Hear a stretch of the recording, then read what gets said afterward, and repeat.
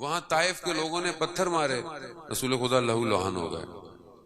حضرت جبرائیل آئے، کہا اجازت دیں تو دونوں پہاڑوں کے درمیان میں وادی کو لے آؤں، کہا نہیں، شاید کوئی ایک ہدایت پا جائے، شاید کوئی، اور ایک پا گیا ہدایت۔ اس نبی کے ماننے والے صبر ہی نہیں، وہ اس کو نہیں مانتا، وہ یوں نہیں مانتا، پھر اندر آؤ یہ مولائی نہیں ہے، یہ فلانا ہے۔ بھائی ہم کون ہوتے ہیں؟ جو جتنا مانتا ہے ویلکم کریں، جو جتنا مانتا ہے ویلکم کریں اسے۔ جنت میرا آپ کا پلاٹ نہیں ہے، جنت کے سردار سید الشباب الجنہ ہے۔ وہ جب آخری لمحے میں حر کو حر علیہ السلام بنا سکتے ہیں، تو ہم کیوں دروازہ بند کر دیتے ہیں؟ یہ اتنا مولائی نہیں ہے، اتنا ولائی نہیں ہے۔ بھائی جو جیسا ہے جیسا ہے آنے دو، جیسا ہے۔ ہاتھ باندھ کے پڑھتا ہے، ہاتھ کھول کے پڑھتا ہے، محبت تو رکھتا ہے، بس کافی ہے۔ علی کی محبت کا دل میں ہونا دنیا کی دولتیں نہیں دے سکتی، یہ لطف الہی ہوتا ہے۔ حدیث ہے حضرت فاطمہ زہرا سلام اللہ علیہ، اللہم صلی علی محمد، بی بی ارشاد فرماتی ہیں کہ خدا جس کے دل میں خیر، جس کو خیر دینا چاہتا ہے، اس کے دل میں علی کی محبت کو پیدا کرتا ہے۔ خدا کی بات ہے، خود اس میں وہ زیادہ کرتا ہے، وہ کم کرتا ہے، چھوڑ دیں ان چیزوں کو۔ کیا کریں گے؟ محبت کریں۔ ان کا در سب کے لیے، ہمارے جیسا در نہیں ہے، ان کے در سے کوئی خالی نہیں جاتا، کسی کو خالی نہیں بھیجتے، تاریخ گواہ ہے۔ امام رضا علیہ السلام، اللہ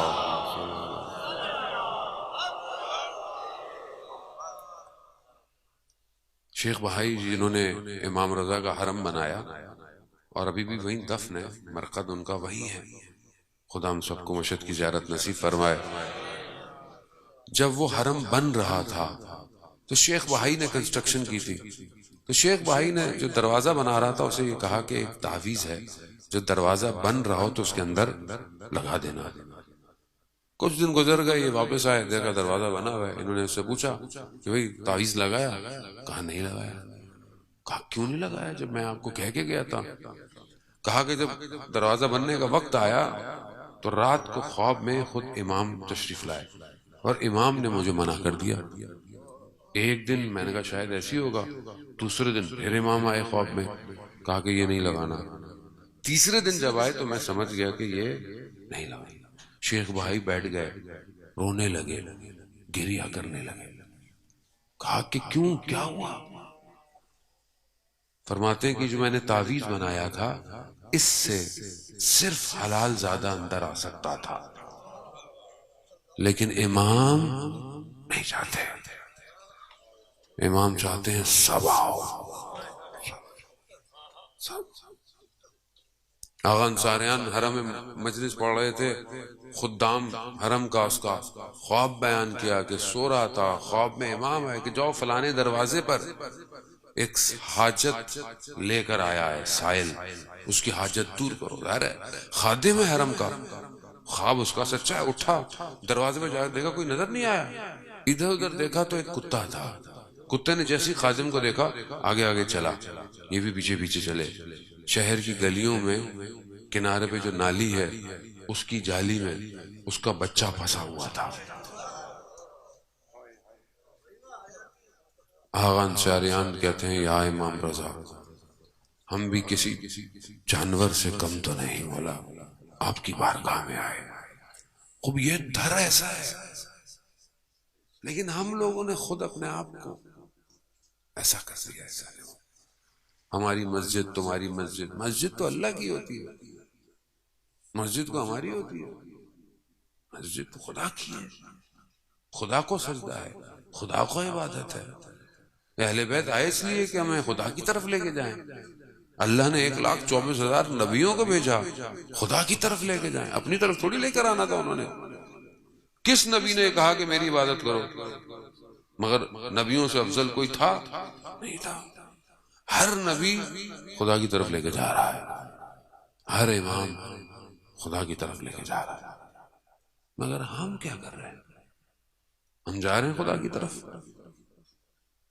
عزیزان محترم، ہم اس مقصد کو پہچانے جس کے لیے خدا نے انہیں خلق کیا۔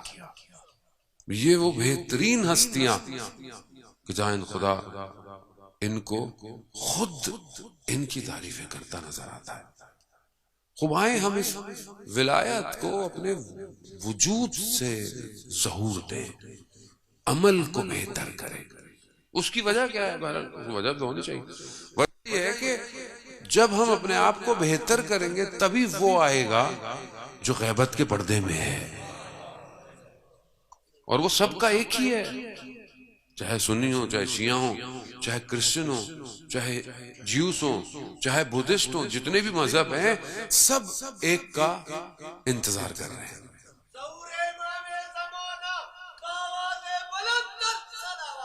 اللہم صلی علی محمد۔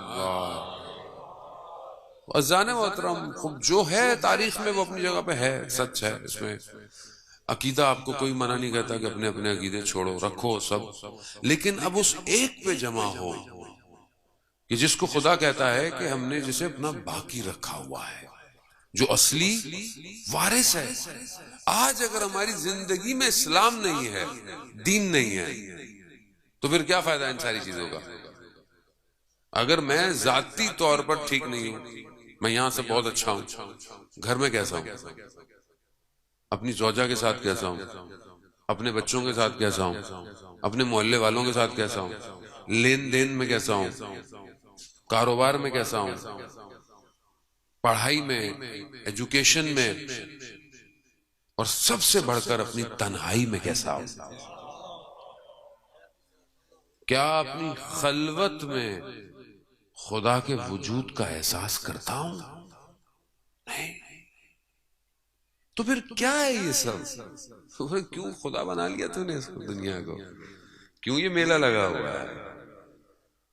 خدا کہے گا میں نے میلہ نہیں لگایا، میلہ تم لوگوں نے لگایا، میں نے تو تمہیں اپنی بندگی کے لیے خلق کیا۔